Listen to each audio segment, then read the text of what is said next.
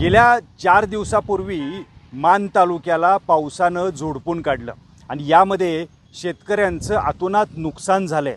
कोट्यावधी रुपयांचं नुकसान या मान तालुक्यात आहे। मान तालुक्यात प्रामुख्यानं या मे महिन्यामध्ये टोमॅटोचं पीक घेतलं जातं, तसंच कांदासुद्धा याच महिन्यामध्ये निघतो। याच्यामुळे शेतकऱ्यांनी जो कांदा काढला होता हा सुद्धा भिजून पूर्णपणे नष्ट झालेला दिसतोय आपल्याला।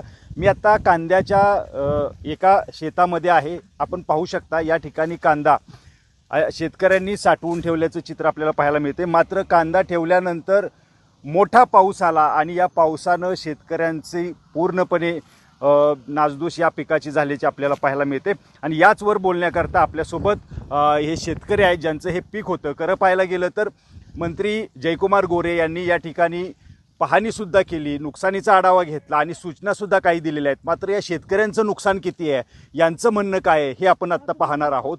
बाबा काय सांगाल, तुमचं नुकसान किती मोठं आहे, तुमची कोणती पिकं या ठिकाणी होती? आमच्याकडं तसं बघायला गेलं तर कांदा आणि टोमॅटो नगदी पिकं असतात। आता माझं जवळजवळ कांद्याचं पुढच्या सप्टेंबर ऑगस्ट सप्टेंबरला मी कांदा विकतो, त्यावेळची किंमत केली तर 7 ते 8 लाख रुपये माझं नुकसान आहे कांद्याच्या बाबतीत। बरं, पण मंत्री महोदय येऊन गेले की आत्ता म्हणजे जयभावी मंत्री येऊन गेले, त्यांनी पाहणी केली।